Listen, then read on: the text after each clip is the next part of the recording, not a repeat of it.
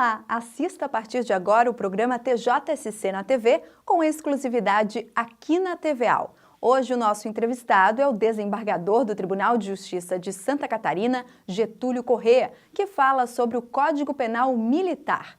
Acompanhe. Desembargador, muito obrigado pela entrevista. Eu abro o nosso papo te perguntando qual que é a diferença entre crime militar e crime comum até o advento dessa lei que foi sancionada agora em 13 de outubro de 2017. Perfeito. Um crime é crime comum quando a conduta está descrita no Código Penal, na parte especial do Código Penal. Então, se alguém se apropria de um bem que não é dele, isso está lá no Código Penal, na parte especial, 155, furto. O crime militar é um pouco diferente. O crime militar exige não só a presença do tipo na parte especial, homicídio, furto, roubo, etc., mas também que a conduta dele seja praticada nas hipóteses previstas no artigo 9º, na parte geral. Ou seja, tem que ser em local militar, estar em serviço, contra militar em atividade. Então, são dois critérios diferenciados. Num crime comum, basta a conduta estar no Código Penal, na parte especial, e é crime. O militar tem que ter o artigo 9º, ou seja, a hipótese, a condição em que ele praticou o crime, mais a parte especial. Por exemplo, se uma mulher militar, um militar, dentro do quartel praticar um aborto, ela está em serviço, ela está em local militar, preenche o requisito do artigo 9º. Mas não existe crime de aborto na parte especial, ou não existia até o advento dessa nova lei. Automaticamente ela é crime comum. Então tem que haver a junção de dois elementos, parte geral e parte especial. Desembargador, o Tribunal de Justiça aqui de Santa Catarina editou a resolução número 5, que disciplinou a competência da Justiça Militar. Há alguma consequência ou reflexo dessa nova lei? Eu acho que o Tribunal, com essa resolução, ele deu um passo à frente em relação a todas as varas militares do Brasil. E explico por quê. No CNJ, ainda na presidência do ministro Lewandowski, houve uma designação por portaria de uma equipe que estudou a ampliação da competência da Justiça Militar. E a conclusão dessa equipe, dessa comissão, foi que deveria ser acrescida à competência da vara militar todos os atos administrativos, desde que não todos os atos administrativos praticados pelo militar seriam da competência da vara militar. E o que a resolução do TJ fez foi exatamente isso, se antecipou a decisão do CNJ e é a única vara militar do país que tem essa competência, não só crimes militares, não só atos disciplinares, que já previa a previsão antiga, mas acresceu a isso também ato administrativo. Então foi realmente um avanço e é esse modelo que tenta se implantar hoje nacionalmente. Desembargador Getúlio, com essa alteração, como fica a definição de crime militar? Voltando àquela conceituação, eu citei o exemplo do aborto, que o aborto não tinha previsão no Código Penal Militar.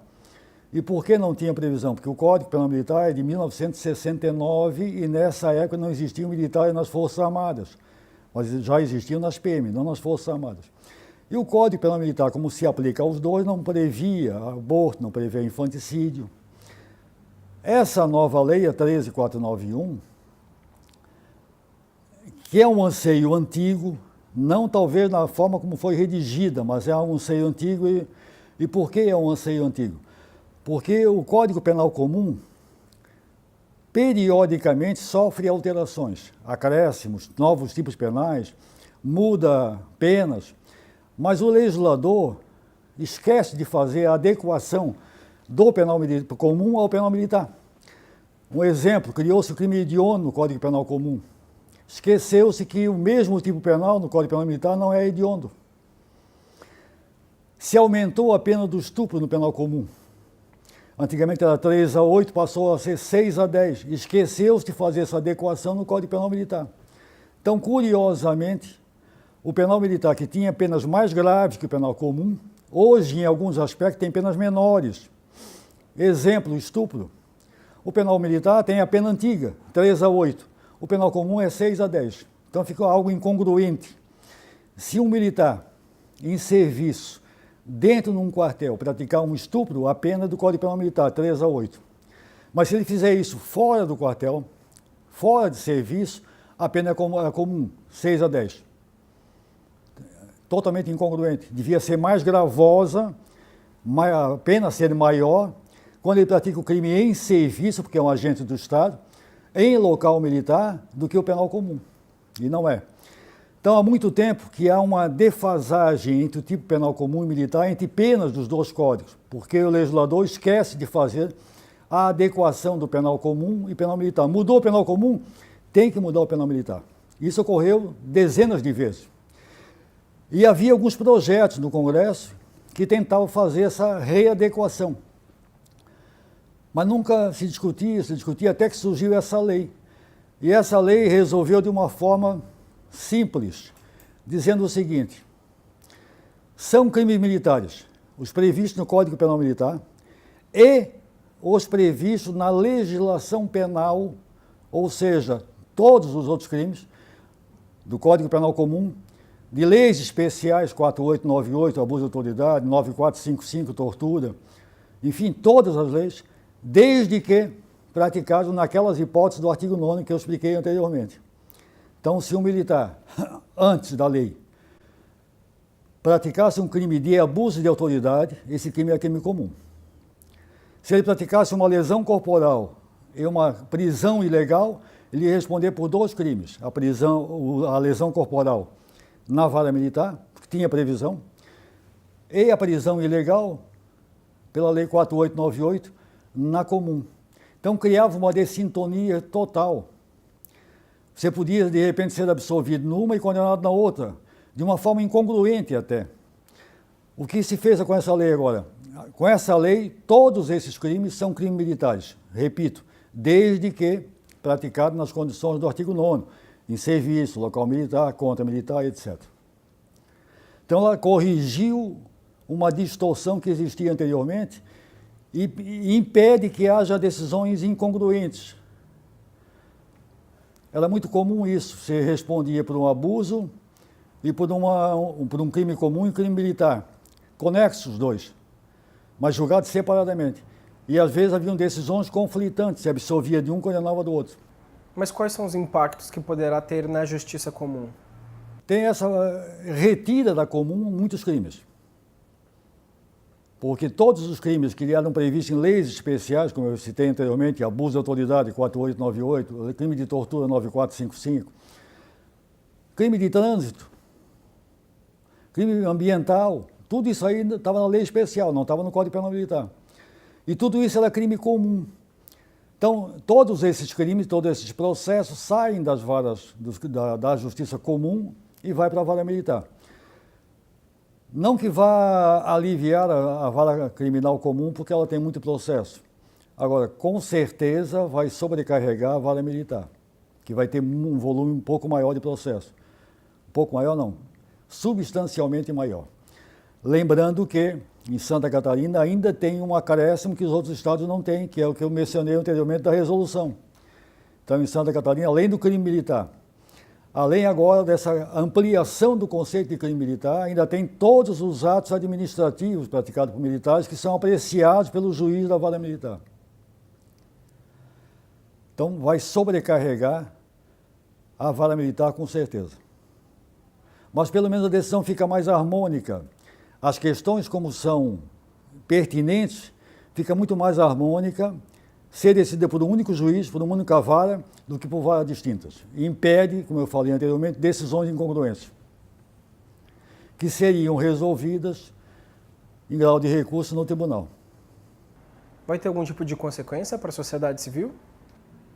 Eu tenho uma convicção: crime militar, por ser praticado por um agente do Estado, que é armado pela sociedade, armado pelo Estado, que defende a sociedade, o crime por ele praticado tem que ser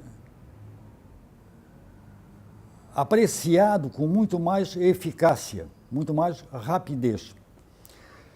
Se nós temos um agente do Estado, que o Estado prepara, para a defesa da sociedade, ele pratica um delito na sua atuação, a resposta a esse procedimento tem que ser muito mais rápido que contra o cidadão comum. Então, se o cidadão comum pratica um crime, um cidadão comum da sociedade pratica um crime comum, a resposta tem que ser rápida, todos nós queremos isso. Mas muito mais rápida tem que ser quando é um agente do Estado.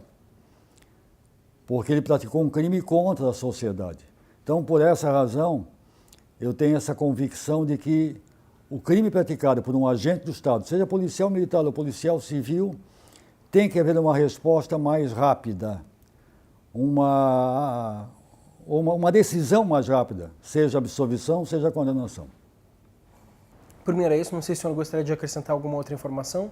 Não, eu queria reiterar o que eu havia dito, que o tribunal avançou muito com essa resolução.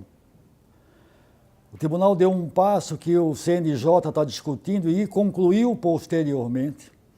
Eu até levei essa experiência ao CNJ, essa resolução ao CNJ.